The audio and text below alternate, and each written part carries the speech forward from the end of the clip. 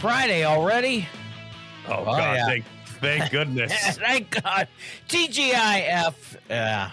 Busted Pencils, fully leaded education talk. Educators talking education. Yes, it is Friday, and man, we know what that is. It is Producer's Choice. Jacob, the chairman of the board, actually takes over the show, puts me and Johnny in the hot seats, kind of drives Tim to want to consider drinking again, but what's going on, Tim? I don't attack you or something.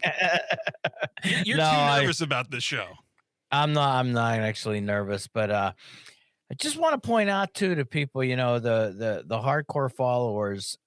Yes, if you didn't see it on YouTube, Wednesday's classes in session, Jacob's nose was bleeding, and he showed us the unartistic way you can take a Kleenex, or as my mother-in-law calls them, tissues, and instantly get back to work by just shoving that up in that bleeding nostril. Jacob, what a trooper you are, my friend.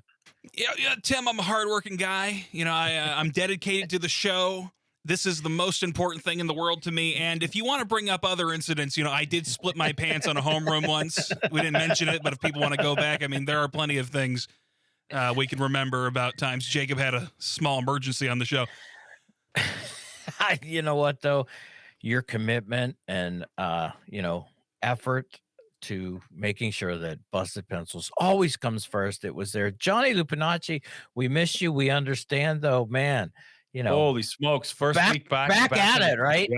Yeah. We are fully going on campus. Classes are happening, and we're scrambling around, filling in classes, making my way. Like, you'd think I was a new college student on campus this week, teaching in different buildings and bustling around and realizing that, I have a 40-minute walk between my class and when I'm supposed to be on Busted Pencils. So I'll get this worked out right and trying to figure things out. But yeah, it's been week one under the belt, and 14 more weeks of the semester to go.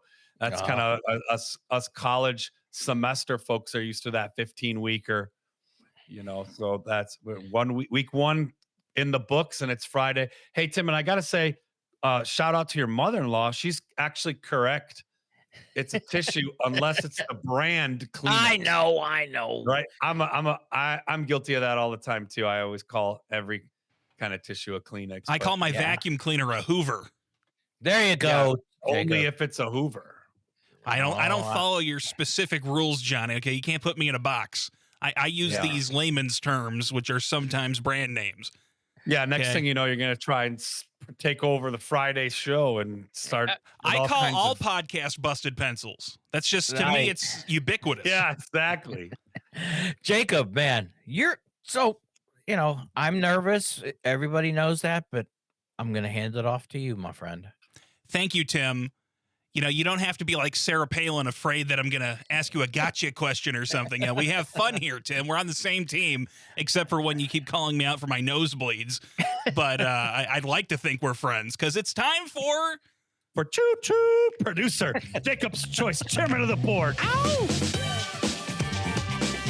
You now have two choices. Chairman of the board, Jacob. Ow! Jacob, chairman of the board. I bet the board is spelled B-O-R-E-D. We choose to go to the moon. Life's full of tough choices, isn't it?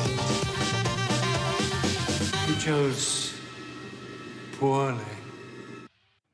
Gentlemen, it's time for Producer's Choice, because It's a Friday once again. So we're all excited to be here. Dr. Tim Slekar, Dr. Johnny Lupinacci. I appreciate you coming on your own show for this one. It's great to have you here. Thank you, Jacob. Thanks for inviting us.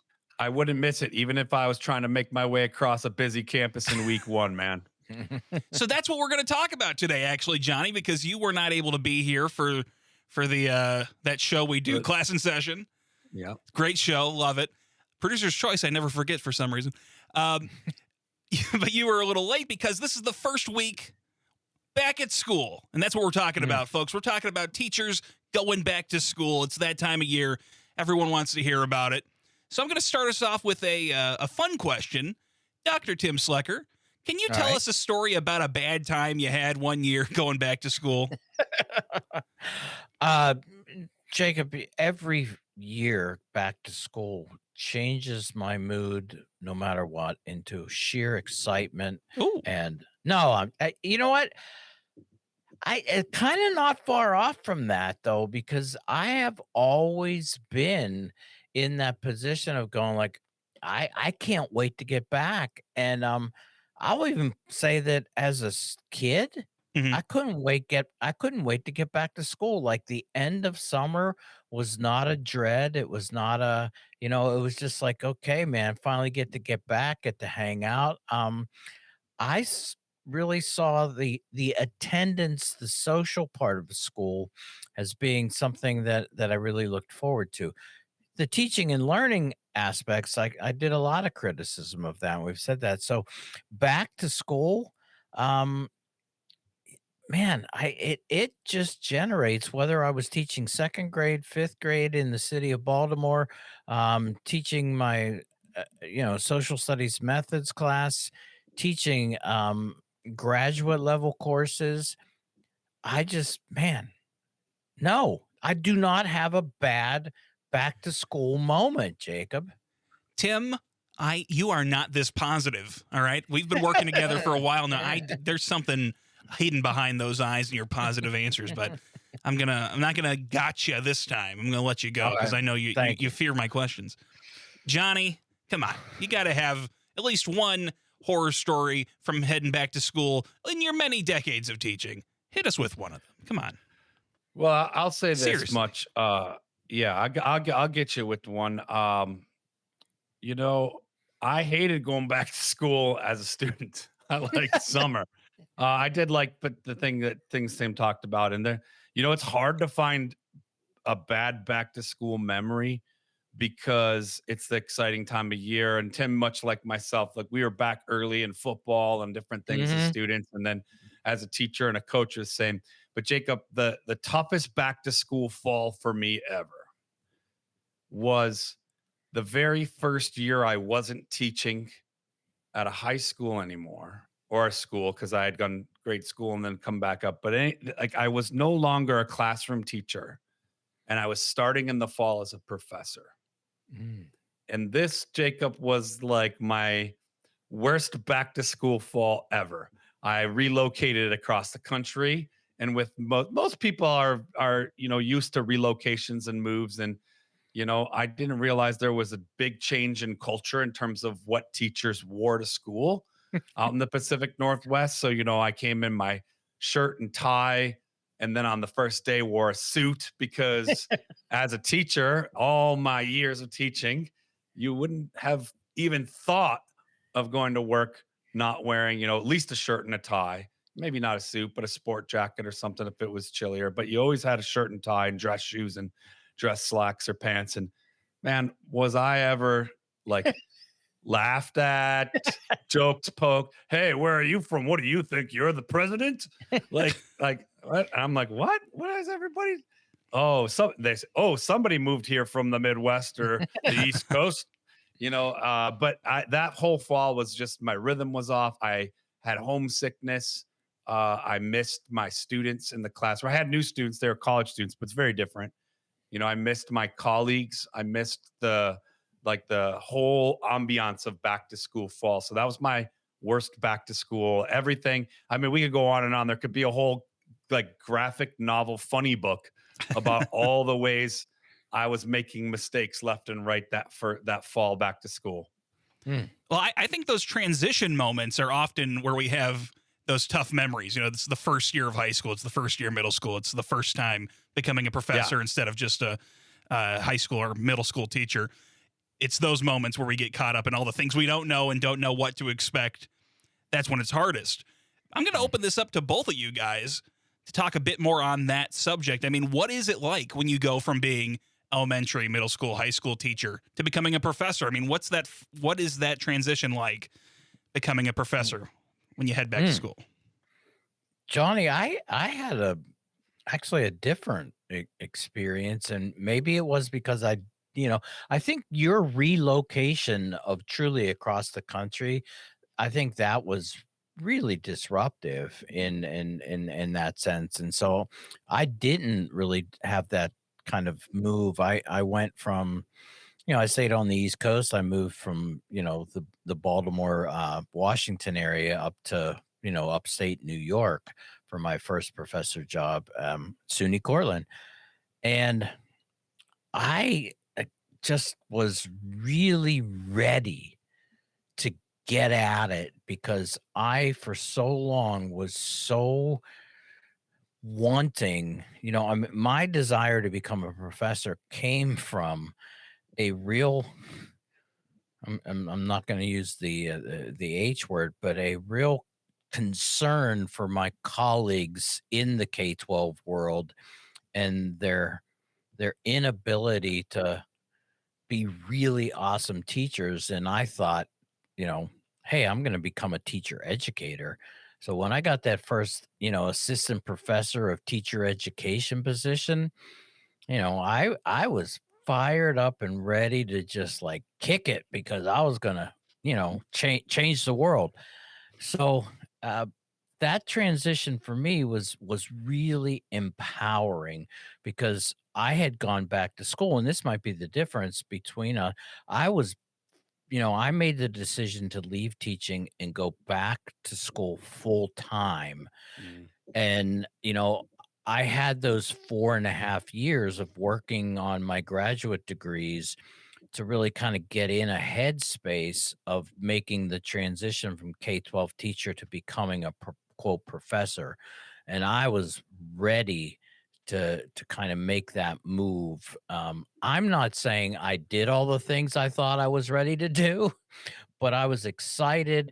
I made the move, and it was almost just like I felt when I walked into school on the very first day for my first day of becoming a teacher, a second grade teacher.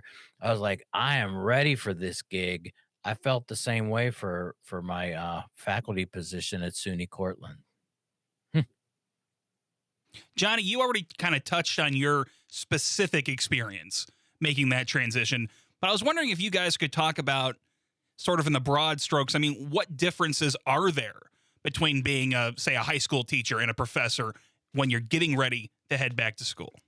Yeah, Jacob, there's some big ones, man. At least I Mhm. experienced. And Tim's right. He touched on it. I had a different pathway. So I had already been teaching teachers and working in teacher education and just had always envisioned most of my career being a classroom teacher, having an evening class or a Saturday class once a semester. And, really fell in love with teacher education through being a high school teacher.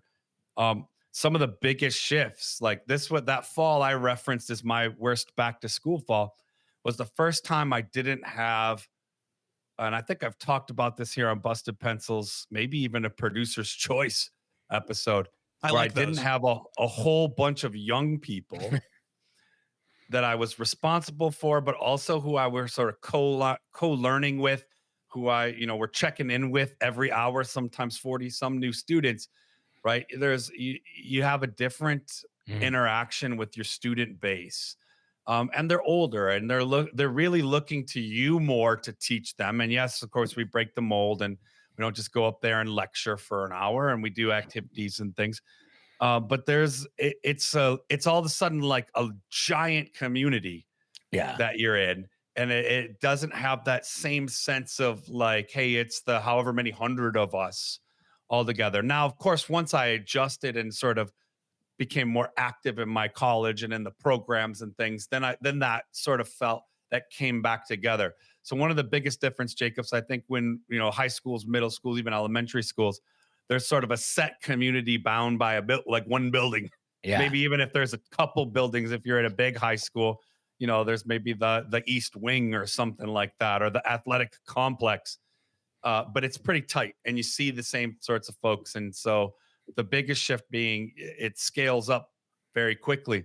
The other thing I would say, Tim, you could speak to this because we've had different university experiences. Uh, all of a sudden, Jacob, there was like less, like I was my own boss, even though I Yeah. have like, I owe accountability to the taxpayers and like, yes, I work for my students and yes, I have a department chair, but there's like, it's sort of like this idea of like everybody's in charge of themselves more than anywhere I've ever worked in my Mhm. entire life. So take that for what it's worth. Better or worse. Some days I'm like, wow, man, who's in charge here?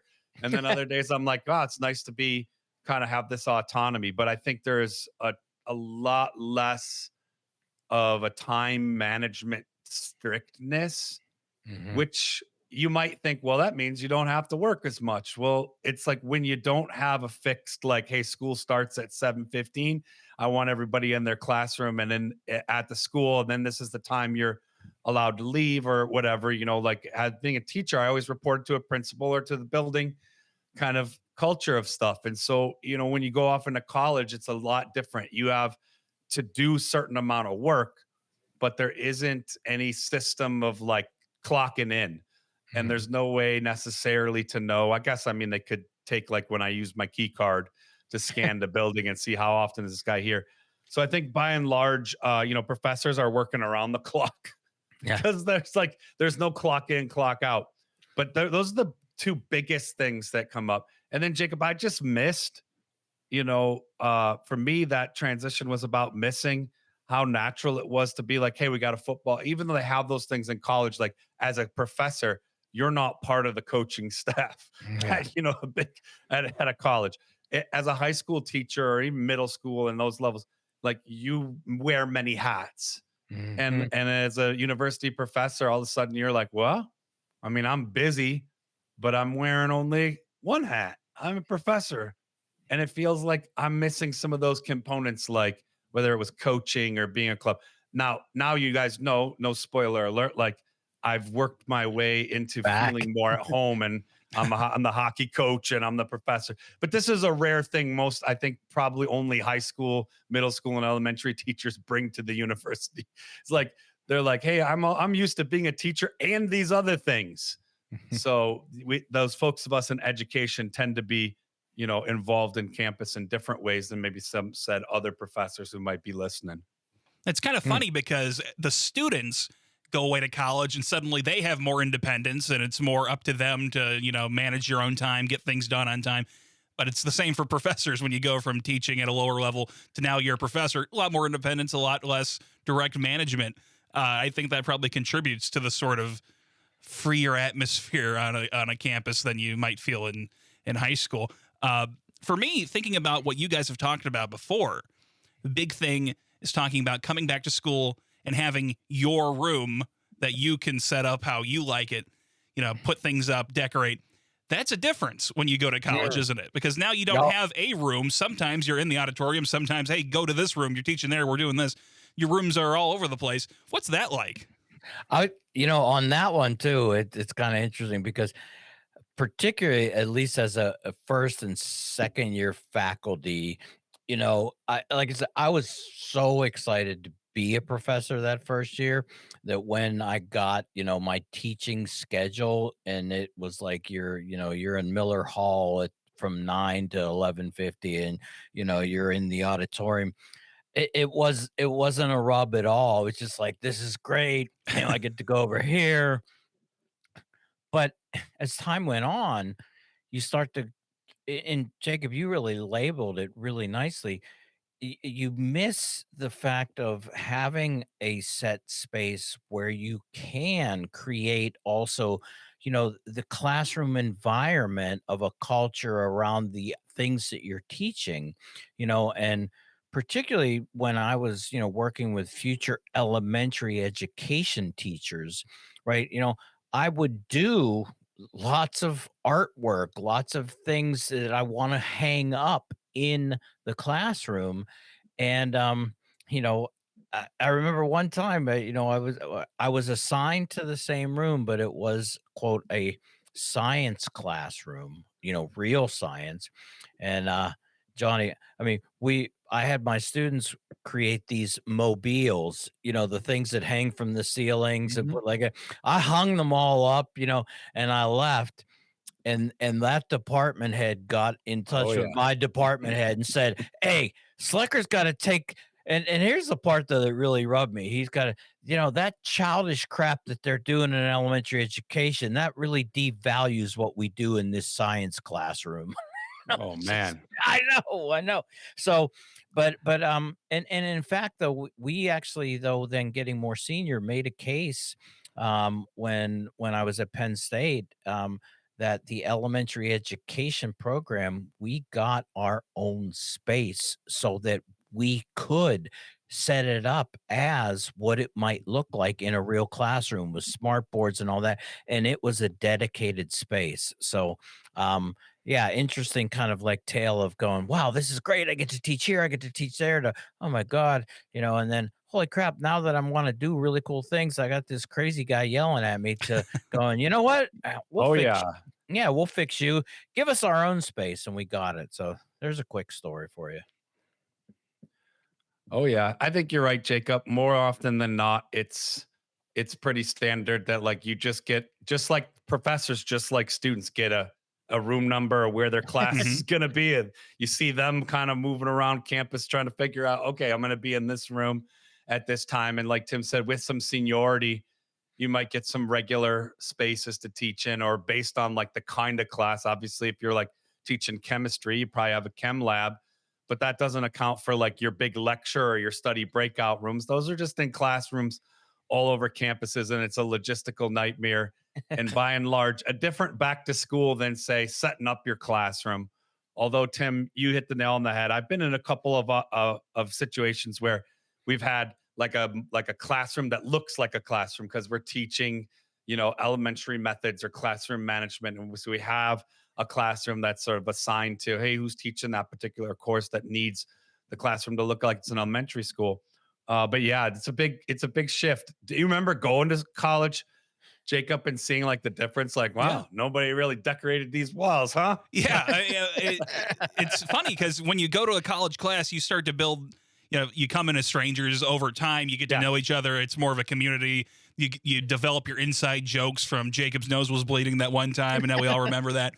But the room is completely sterile every single Yeah. time. I mean, nothing about it changes, and that is a big difference from high school, middle school, elementary school, where over the course of the year, those projects are up or these things are up and these memories kind of become part of the room. It is a difference. Absolutely. Mhm. My last thing that I want to touch on here, I know, we're back to school. This is probably going to come up in conversations a lot. So this is not the last time we're going to talk about this part of the year. But the thing that I am thinking about most when I go back to school, whatever grade it is, first day, we have to get to know each other. And part of that are little games and little tricks that teachers have to try to spur those conversations and get people to start getting to know each other and for them to get to know their students. So I'm going to start with you, Johnny. What's your favorite or your go-to first day activity to try to get people to go from strangers to a class? Well, I'm gonna give you a quick go-to one that I do. But I have a few up my sleeve to try, and I'll let Tim sort of plug this because he is the guy who recommended it to me. But I took some classes with ACUE, and that really helped me rethink about syllabus activities and ways to engage your students on the first day. We call it Silly Week on our campus. Like, all the students are like, hey, this is the week we're going to hear about syllabi in every single class, yada, yada, yada. But my go-to, get to know each other, because I often assume that students are coming from like 4 other classes where they just done the same activity, like introduce yourself, let's hear your name and tell us something funny about you or something someone doesn't know. So I'm an elementary ed social studies teacher, so it's already set up kind of like elementary room, but I have some stations, and you go and you pick up a piece of paper, right? And you go and you pick up weapon of choice. I call it, kind of like, pile of crayons, whether you want a box of colored pencils, whether you want markers, whether you want pens, how you want to group and sit together. And they get in these kind of round tables and start working. And the prompt is to draw a picture that describes a place that has had a significant impact or influence on who you are today. So they get there, and that's it. That's all it says. Draw a picture that represents or communicates a place that's had a significant impact on who you are today or an influence. And so the prompt is up around the room and they, spend a better part of the time. And I say, okay, now share a little bit at your tables. And then we do some share outs. And then, I say, write your name on the back. And it's part of a 3-step assignment because we do this as a warm up 2 more times and add to it. But it's a fun way to get into geography, talk about social studies, communities, places where we've been, how they're influencing us. I don't say whether it needs to be a positive or negative thing, but just a little bit different. And then I kind of they have those out there, kind of like placemats at their seats for the first couple of class periods because they flip it over and add to it in some writing and things. But then I get to know that it's like, hey, it's Tim who drew a picture of a baseball field because he played, high school baseball in Renton or what. Yeah, I get to learn a little bit, I think, in a fun way about the students, about their place. And it's a little bit easier for me the older I get than the name game I used to play. Like Tim, pick your favorite fruit that begins with the first letter of your first name. Oh, And then Johnny. And then here's the trick. You got to say all the people that went before you. And then Shut up. Wait, stop. Was that yours? Actually, that was mine. All right. Well, then I'll pass the mic because y'all got mine and you're like, wow, weird class. Sounds like coloring class. All right, pass the mic to Tim. Tim, tell him your favorite first day activity. That was one of the things that I did, though. Yeah, the silly name game, and you get in a circle, and this is though from I did a lot of work with outdoor rec and camp counseling and things like that, and so these are kind of sitting around the campfire activities. Yeah, the name game, and if anybody's going, oh my god, well, yeah, you send, hi, I'm Tim. I like tacos. Taco Tim. Okay. And so the next person then would say, well, hi, Taco Tim. Nice to meet you. I'm Jacob and I like jumping jacks. And then Jacob would, and so you go around and the unfair part of that game is if you're the last person, because you then have to introduce everybody that's gone before you until you come up. But it's the idea of Taco Tim. It also gives them an ability to hopefully remember their names. And I actually do, from a name standpoint, I don't think it's actually a bad kind of game to get people to know each other's names on that. But then I also incorporate into that some kind of trust activities, where it kind of like, hey, I want you to get in groups of 5 now that you've done the name game and you know each other, and 4 of you I want you to stand, and 1 of you I want you to get in the middle, put your arms across your chest, stand as tight and stiff as a board, close your eyes, and you have to trust these people, and you're going to just lean and let yourself fall backwards, and your team is going to kind of push you around as a floating object, and then they repeat that and do that. And so yeah, it's a trust game. It creates, it breaks down because there are some students as they're about to quote fall back, they just can't do it, and all of a sudden they open their eyes and go, oh my god, I can't do it. And things. But you know what it is? Hey, guess what? These are icebreakers, is what we call them, Jacob. It sets that, and Johnny gave a great one that actually has some content involved in it too. But it's really just to break down that kind of like, oh my god, and it puts some people in an uncomfortable position for sure. But it's through that uncomfort that we get to know people. And if you were like me, Tim, I'd be like, I abstain from participating in this. Have fun. I love y'all. Taco Tim. This is Jumping Jack Johnny. I am not doing the trust activity, but I trust. I'll watch, and that'll be enough for me to be trusting of you guys. I tried the trust fall once. Actually, that's how these nosebleeds started. They did not catch me, and it's been a problem. Yeah. No, I love it though. I love it. And Tim, I got to ask you.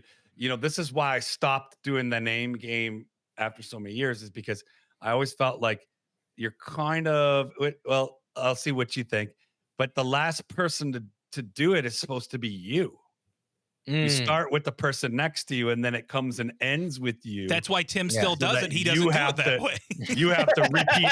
You have to repeat all 26 names that went before you. So and they're brand new to you. So Yeah. it was always a great way to learn names, but I got worse and worse of it over the years, and then I finally gave up and have put it to rest in the graveyard of, as Tim said, icebreakers. But Tim, I got to ask, did you do the version where you're the Yeah. you're No, the I cleanup did. crew? Yeah, I'm the Okay. cleaner because I say it was a great way for me to learn their names. And for any teacher out there hearing this, it's all like Tim will admit this too. This is a great way. You will start day one by saying like, "Hey, we all make mistakes," and watch. I'm about to make a bunch, as I don't remember. Like I'll be like, "It's Taco.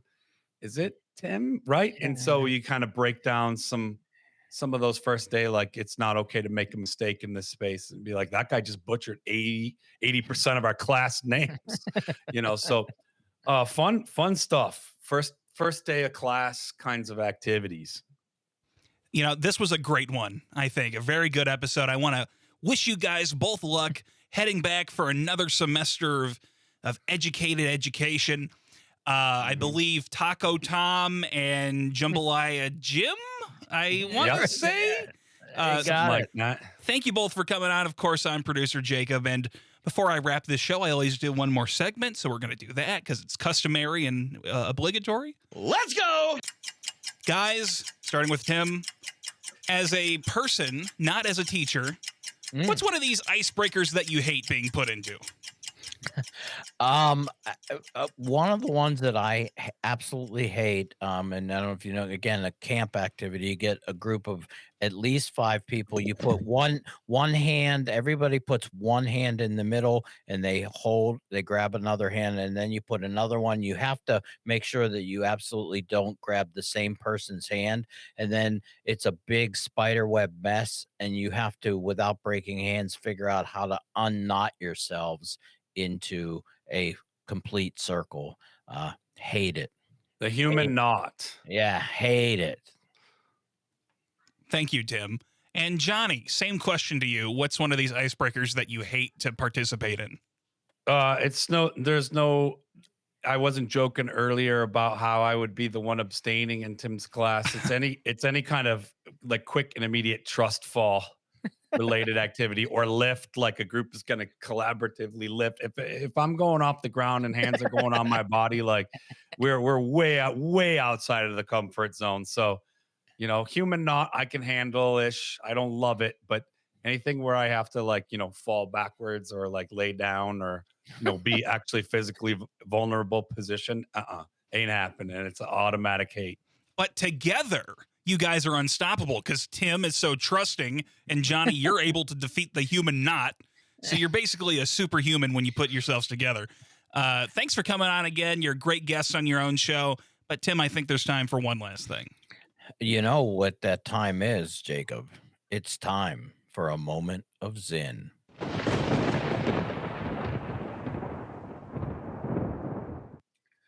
Patriotism doesn't mean support of government. Patriotism means support of the principles it's supposed to stand for.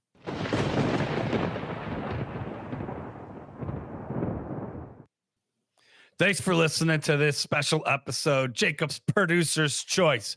And remember, you can grab great podcasts packed full of more Busted Pencils content on Apple Podcasts, Spotify, and of course on the Civic Media website or at bustedpencils.com. And, in case you don't already know, we say it at the end of every show, don't be late for homeroom on Monday.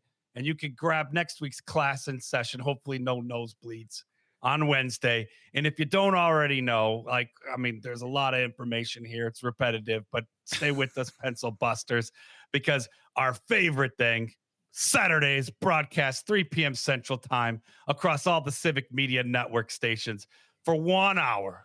That's right, 1 full hour of your favorite blue collar scholars, Tim and Johnny. They keep busted pencils.